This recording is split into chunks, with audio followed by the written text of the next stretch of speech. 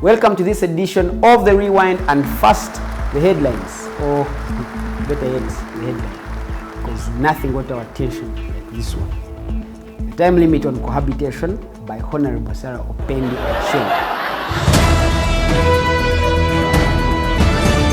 First and foremost, allow me to introduce to you who Sarah Acheng Opendi is. The woman member of Parliament of Tororo District, the powerful brain behind the alcohol bill, which, let's be honest, we may surely need. I second and pay. Are you sober? What you do is whatever. Are you sober? Where? Are you sober? But let's not forget, alcohol is a big table to shake in this country. No,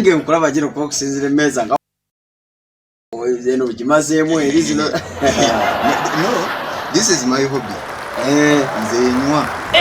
At least we can all agree on that. Plus the fact that we are also on Africa's forefront of drunkards as per statistics. We can't just lose our rating because of trivial things, right? This is the same MP who was behind a matter of high concern in Parliament last year when she introduced a motion to cancel Nyege Nyege. What is this Nyege Nyege that you are allowing to take place? And the advert is international. What are they promoting?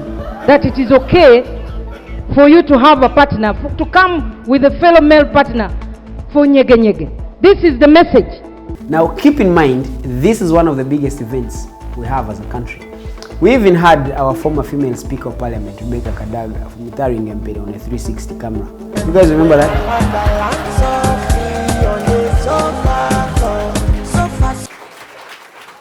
Now, this is the same MP who also wanted music concerts banned in schools.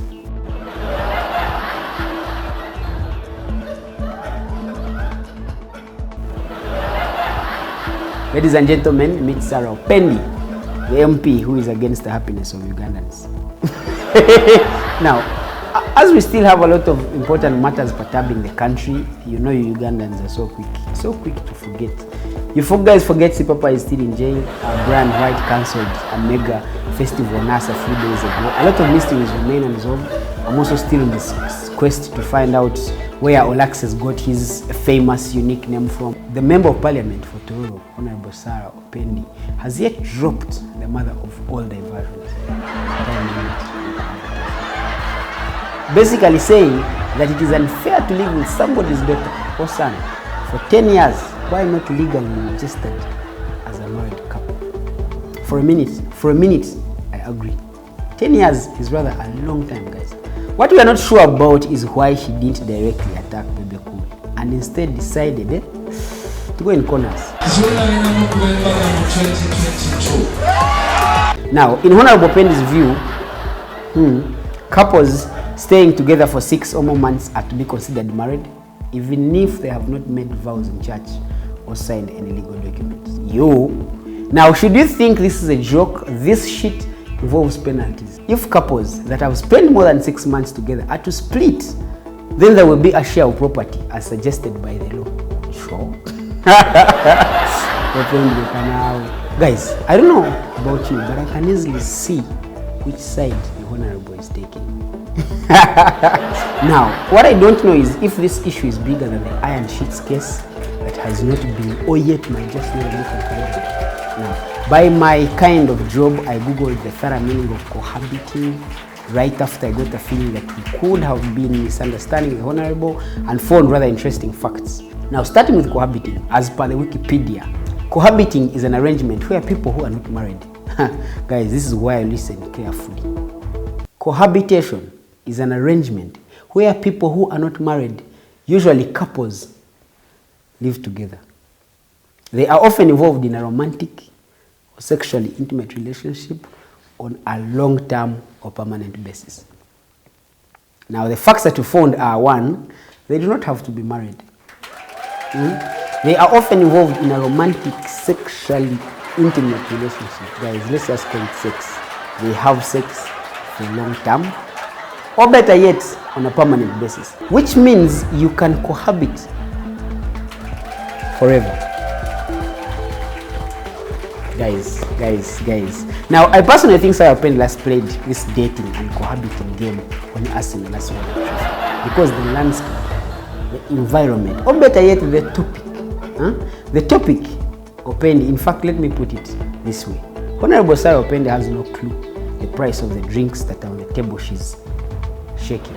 One of the unique things we'll have to notice about Honorable Opendi is her interesting timing and her topics of choice. The Honorable also expressed that it is unfair to live with someone's daughter or son for 10 years while not legally registered as a married couple. Now guys, my concern is who complained. Who could have possibly snitched on us? This feels like she's feeling pity for the younger generation, which by the way is not, or better yet, is completely unbothered. Yeah. In fact, at this point, she's a Brighton to Arsenal in the previous match. Sabotaging us. Maybe just so we are clear on this. Is Kunobari part of this deal? Do we calculate the time wifey steps out of the house for a week because the stock is accidentally missed the laundry basket? Because then guys, I personally feel like the transgender is being cheated on here. Got more tears on my pillow. Yes, man. My other concern was, and guys, this is just my concern. Do we reset when she converts? Do we carry forward when she returns? Yeah, who determines when the timer starts counting?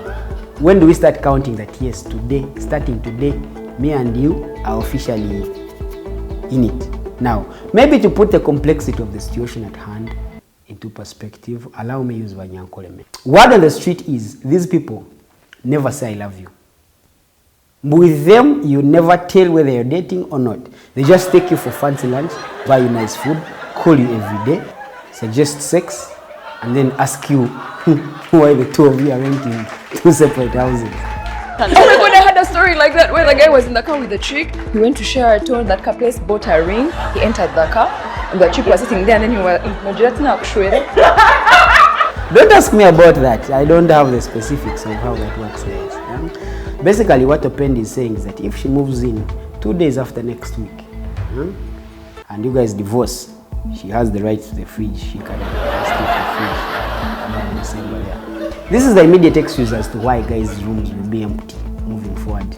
With just a bed, a screen, a broom behind the door. Also, by the way, these men also usually have a corner dedicated to empty bottles for exchanging during house parties for beer. Maybe during divorce, you'll split that. Honestly speaking, I don't believe Honorable Opendi has factored in all the aspects that govern this field. So to paint the fuckery going on more vividly, meet Mustafa. It is the year 2023. Mustafa dates approximately 2 women per year. Mustafa's religion accepts him to do so, but the law requires him to marry them after 6 months. So now faithful, religious, law-abiding Mustafa has 2 wives per year, as required by his religion and the law. How many wives will Mustafa have by 2033? Right? Guys, I want to believe that Opendi had a way of thinking. Possibly Opendi has a son playing around. Or has a daughter being played. Or better yet, has a daughter who is playing around. Now, while all this feels trivial, there's a beneficiary. Do you guys have an idea if this actually goes through, how many of these she's going to save us from? Also, guys, budget. That's small, guys. Come with.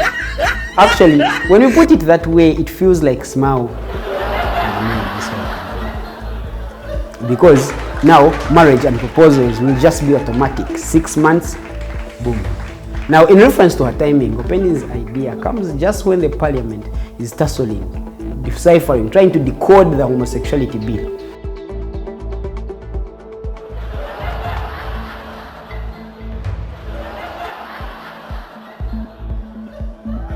This honorable is deliberately ignorantly against irregular coitus.